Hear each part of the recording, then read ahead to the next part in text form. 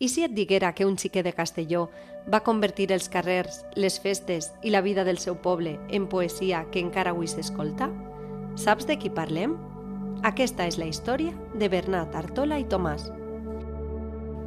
L'any 1904 va néixer a Castelló Bernat Artola, un xiquet molt observador i imaginatiu. Li agradava mirar els carrers, escoltar la gent i inventar històries. A casa sempre hi havia llapis i papers, perquè el seu pare era mestre de dibuix. Bernat va aprendre a expressar el que sentia dibuixant i escrivint versos. Des de ben menut ja mostrava una gran creativitat i amor per la seva ciutat. Bernat va estudiar a l'Institut Francesc Ribalta, un institut en què el seu pare va participar elaborant els primers plànols.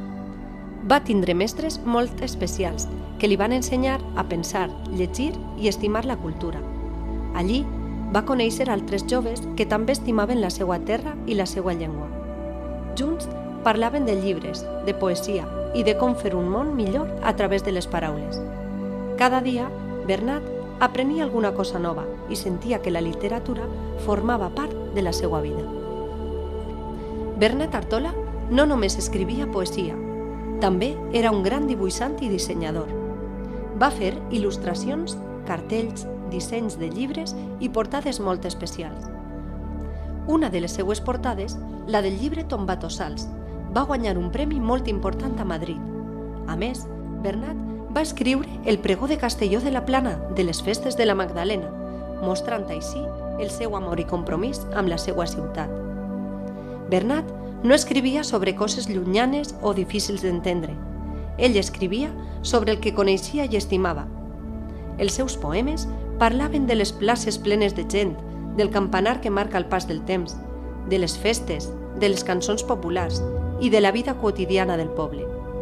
Volia que la poesia fora per a tots, per als majors, per als joves i també per als xiquets. Quan encara era molt jove, Bernat ja escrivia poemes que emocionaven la gent. Amb només 21 anys, va començar a presentar-se a concursos de poesia i va guanyar premis molt importants. La gent es sorprenia. Com podia un jove de Castelló escriure amb tanta profunditat? Però Bernat només feia una cosa, escriure amb el cor.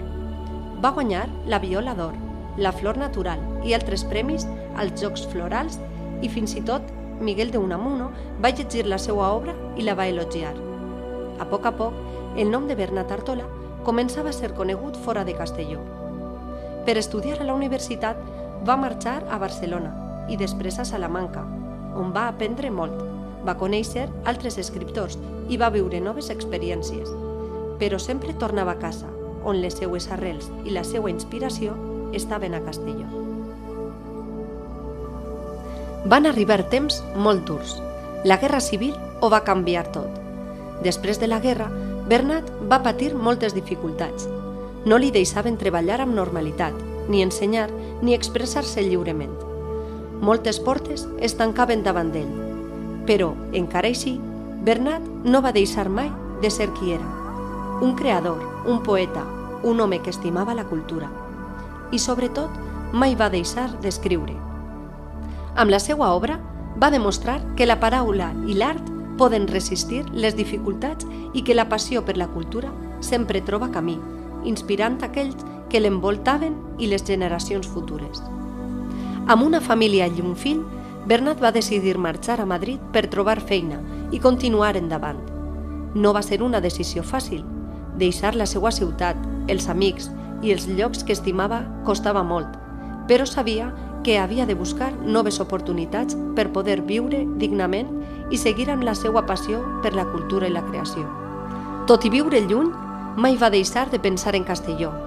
Recordava les places, les festes, les converses amb els amics i la inspiració que li donava la seva terra.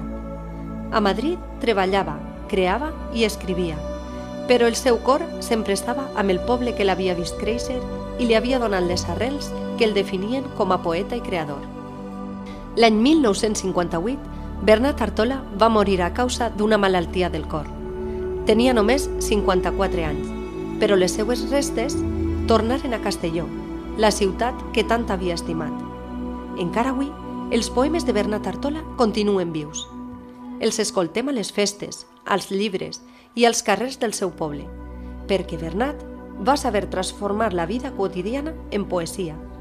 Va estimar la seva terra, la seva llengua i la seva gent, i va deixar un llegat que continua inspirant a tots. I per això, encara avui podem dir amb orgull, Bernat Artola és la veu de Castelló. La pluja no plora i el sol ve a lluir. Sa llum que decora misèries d'ahir. Més com a la cara la llàgrima fa. Regall on s'esvara, l'endeny que solsa, la mística terra lluir-se no vol. La nua desferra, lluint no fa dol. Pel vell camí de l'Alqueria va una parella sospirant, que si no em vols com jo voldria, que si no et vull, per inconstant, tendra paraula falaguera, torna la pau poquet a poc. Ta boca roja de cirera, ta pell molsuda d'albercoc, els albercocs i les cireres prenen l'amor pel mal de cucs, entre les fulles més guerreres, fugint s'amaguen tots porucs.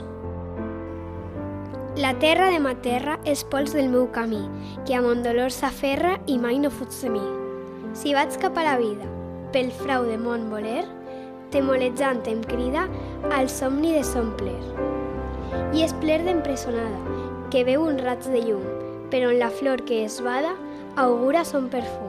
Pols mística i eterna, llaor de l'infinit, que abota en la lluerna la dèria de la nit. Ma terra és un deliri, de somnis i de sang, on ritmen llur martiri les llàgrimes i el fang. Ai, quina dolorosa batalla irreverent! La mare sense nosa i el fill ple de turment. Quan ella es torna flama, ma vida es torna foc. En mi tot es fa drama i en ella tot és joc.